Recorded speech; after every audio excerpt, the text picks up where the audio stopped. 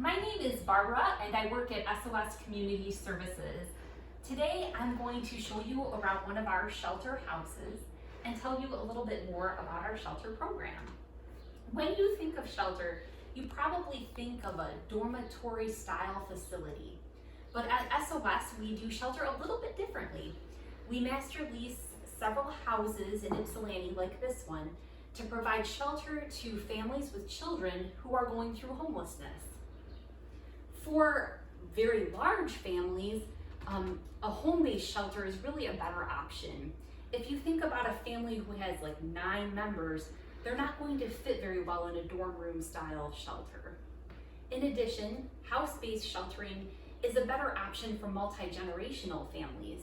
So if you have a grandma, a mom, and a baby that come into homelessness, if they go to shelter in a traditional congregate setting, grandma would be sent to a shelter program for single adults, and mom and baby would stay in family shelter. So if grandma was providing free daycare for mom while she works, moving to shelter could mean that mom would lose her job. In a house-based shelter, we can avoid breaking up the family. In addition, during the pandemic, families who face a particular vulnerability to contracting COVID can shelter in a house and quarantine better than they would be able to in a congregate facility.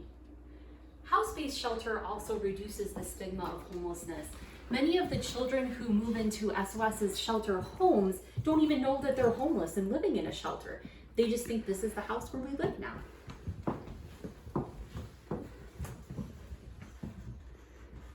In order to be eligible for SOS's shelter program, a family has to be living outside or in a place not meant for human habitation, like a car.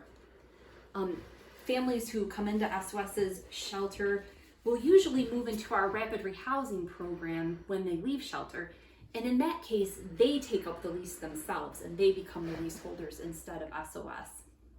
On average, SOS will serve about 100 families in rapid rehousing and shelter every year, and that will include about 350 people, and about 2/3 of the people will be children.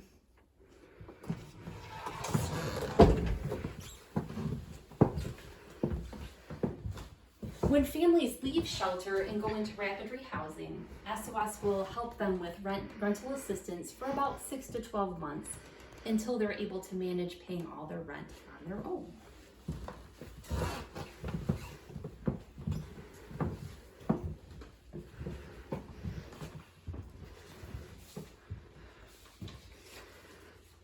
When families are going through homelessness, it's really best if they can just lease up themselves with their own landlord right away and have their own housing right away.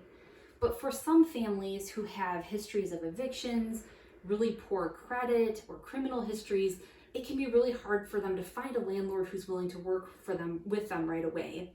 So being able to stay for a few weeks in a shelter can kind of give them that time to find the right landlord and lease up on their own and move to rapid rehousing.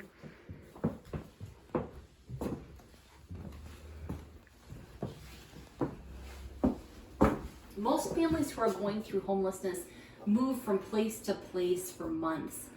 They will stay in garages, they'll sleep on floors, they'll sleep in anywhere where they can find someone who's willing to help them out with a place to stay for a few nights.